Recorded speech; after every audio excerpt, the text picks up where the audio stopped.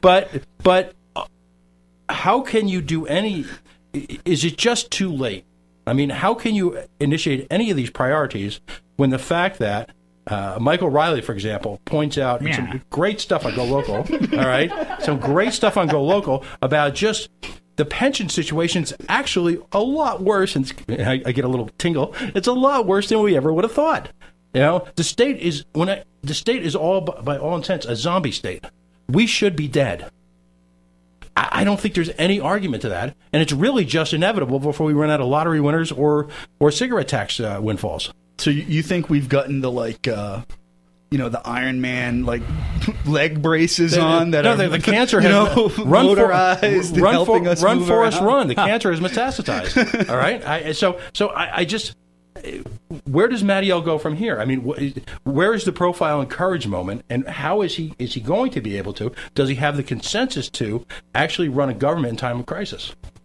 I think he does. I think there's a big opportunity here to do pro-business reforms at the state level, and we can encourage them at the city and town level, and we can, to use the lingo, we can move the needle in the right direction. I don't think we need to just go completely bankrupt here. I think we can instead make reasonable reforms that improve us slowly or hopefully fast over time.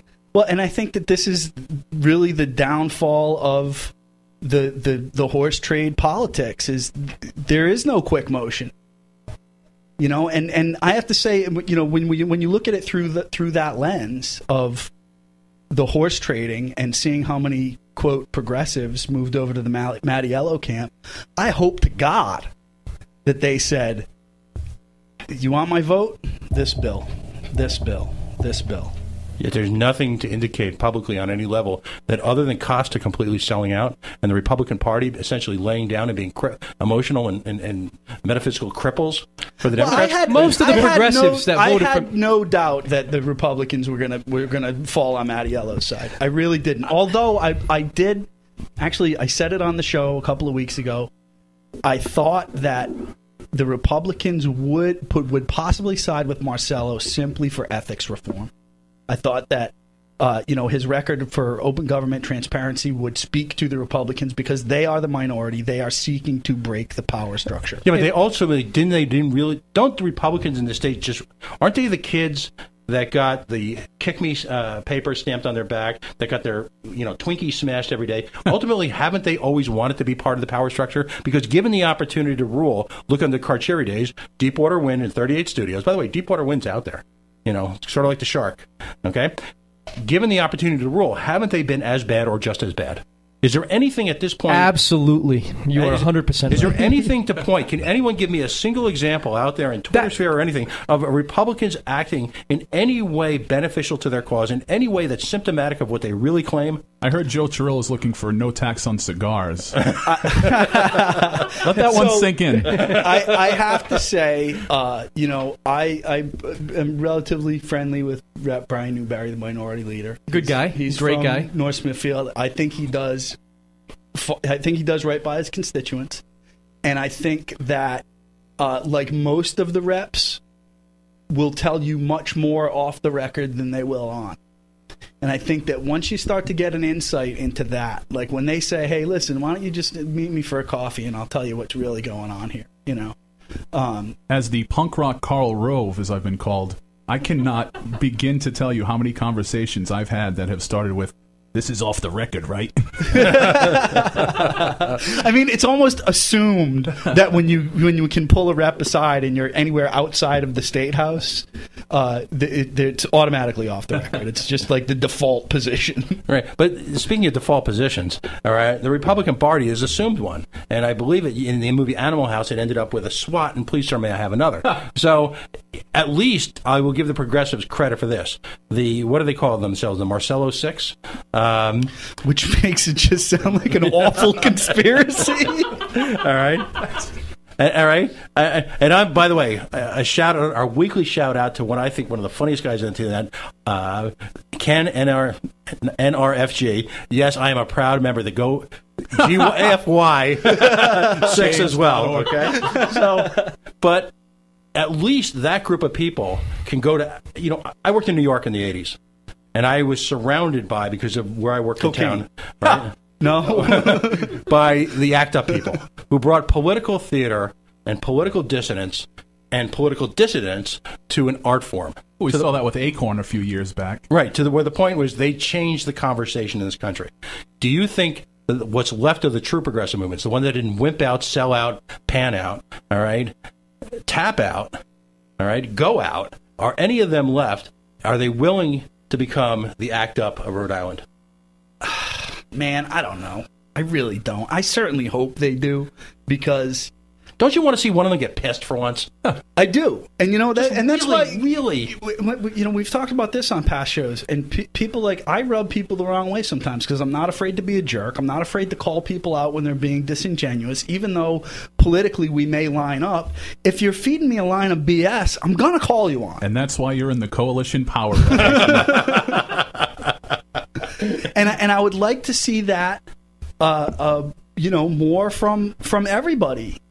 You know, I hate politician answers. I hate this circular logic and talking loud and saying nothing. It just means absolutely nothing to me. It drives me to the point of almost physical violence. Which is why we aren't invited to any cocktail parties on the east side. All right, we gotta. When is our cocktail party? Tony's having a housewarming party. I got some cookies. That we can. You're gonna have Bud Light over there at least, right? Russ, do you feel any sense of outrage whatsoever, for your context, from the now diminished minority groups within the legislature? Do you sense that at all, or do you sense that they're beaten? With respect to the left and the right, you know, the Doreen Costas either and the Chris Blazajewski's. Right? What's your take on their temperature right now? I think the Republicans are pretty happy with their position. I think that they think they're in a strong position. I think the left is very upset. I think they're very pissed off, and I think they're going to take action in the next election. It remains to be seen whether they're going to be successful or not. Let's hope not.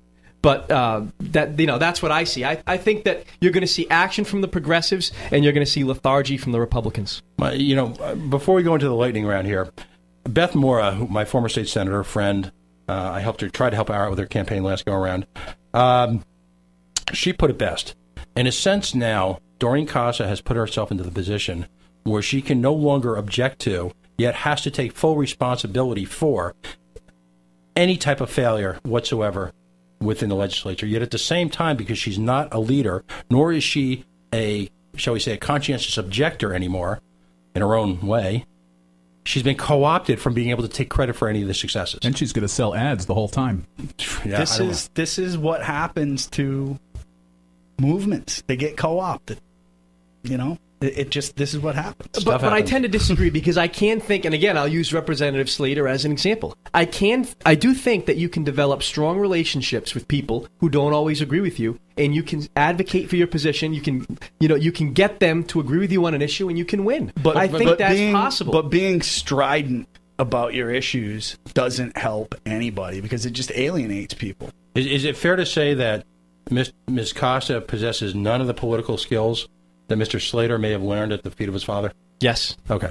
I would 100% agree with that. Some questions deserve a quick answer. I make this comparison all the time, but Doreen Costa is, for any Simpsons fans out there, Doreen Costa is the Helen Lovejoy of the U.S. of the Rhode Island House of Representatives, because it seems like no matter what bill comes up, her only answer is, "But what about the children? Won't somebody please think of the children?" All right, let's go to the lightning round, and we have 5 minutes left.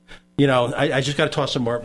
I've really enjoyed this. This, to me, has been, and we're going to do this again, this has been like the Iran-Iraq war of political talk shows. You know, with much less beheading. Thankfully. Not yet, because I have two issues yet. My first question is, this past week, Governor Malloy, since he got done suspending the Fourth Amendment, and essentially is on the verge of installing martial law in the state of Connecticut, has also decided to support, and was ultimately successful in raising the minimum wage to the Obamanista-prompted $10.15. All right, 10.10. I thought it was 10.10. Let's give the man a nickel. Let's go. Okay, Rushmore, what do you think? What's the effect of that? I think it's going to put an upward pressure on unemployment. I think that the people that are able to keep their jobs, that are going to be better off, obviously, but I think the people that companies can't afford to employ because it's more expensive to employ people, I think the people that are affected negatively, they're going to be the ones losing their jobs. I don't see this as a negative, as a net positive. I see it as a net negative because I think more people are going to be hurt than helped. Do you think more people will lose their job rather than the people that are helped by making more money, or fewer jobs will be available? And it's going to speed up automation as well. There's absolutely no research to support that conclusion whatsoever. Except rational, simple logic. It doesn't matter. What I'm talking about are real-world research. In the city of San Jose, California, raised their minimum wage to, I think it was $9.75 an hour. What they saw in San Jose was actually unemployment coming down, more businesses moving into the area. But is that because of exogenous? Let me jump in. Is that because of exogenous factors? The fact that San Jose is one of the hottest growth areas in the country. Providence right now, people are looking correlation and collation. But are at often the time, two it wasn't. things. This was 7 years ago. Still, I mean, causation and correlation it wasn't one are different. socket. Yeah, right, absolutely. Right. It's a different market. I mean, it's. We argue about the minimum wage here all the time. We envision as libertarians a market where the rising tide has lifted economic growth to the point where they can expend more money on salaries and individuals and compensation plans, as opposed to a situation where it's being forced on them. And what is it? The GAO, which is certainly no Cato Institute, the General Accounting Office of the federal government has cited a potential net loss of jobs in excess of 500,000 jobs nationwide, based on the single premise that if you pay more people, you can hire less people. Is that taking into account the gross inflation of CEO and upper management pay in so many multinationals? Remember, ultimately, if wages are price elastic, if wages are driven to the point where it endangers the company has two choices: hire less people or go out of business. The only wages that endanger companies are ridiculous CEO salaries. Where's the data to support that, though? You were just talking about data. I mean, that sounds like a pretty broad blanket statement. Okay, so for the last 36 months, the Dow Jones has posted, I can't even, it's like 32 or 33 record days. I mean, by the way, ridiculous. our friend Jeff the Libertarian would cite that as a result of the decreasing value of the dollar and inflationary pressures being forced on the money mill that is the Federal Reserve. So, it's you got it. You hit the nail on the head. Still an indicator of the health of our economy. Well, okay, so if it does suggest that wages should go up. That's true. If these companies are continuing to post record profits on an almost daily basis, okay, when it comes to their portfolios, where's the growth? Where's the jobs that are supposed to come out of that growth? All right. We're not seeing it because that money is being concentrated in upper management. And we're seeing job growth in other states. We're not seeing it here. We're seeing job growth in other countries too, because a new Walmart pops up every week. I was thinking about taking on a butler, but I can't afford it now. Well, listen, I mean, every good show ends on a cliffhanger, so we're gonna put that one on pause for a second. One other piece I can't resist: SNAP. All right, epic success or epic failure? The supplemental nutrition program? Yes. If you're the Lively Experiment, it's a huge success because they fund your show. We have to have a social safety net in this country, okay? Moreover, and this to me is the real face of entitlement in this country, is the subsidies and tax havens of the big corporations. That's your entitlement society, folks, because that takes much more out of the tax base in this country than any social, and I'll even say all social services combined. Russ, last word. Absolute success, because in this this recession that we're suffering from, many people would have went hungry if it wasn't for the SNAP program. We can't again. So I'll agree with you on that. Oh my God! Sorry to let you down, Theo, but he is a moderate. I'm just trying to keep it real. We'll hold hands and sing Kumbaya. Let's do it. And watch P.O.'s head explode. Thank you very much for having me on. I invite everyone to look at my column on Monday morning at golocalprov.com.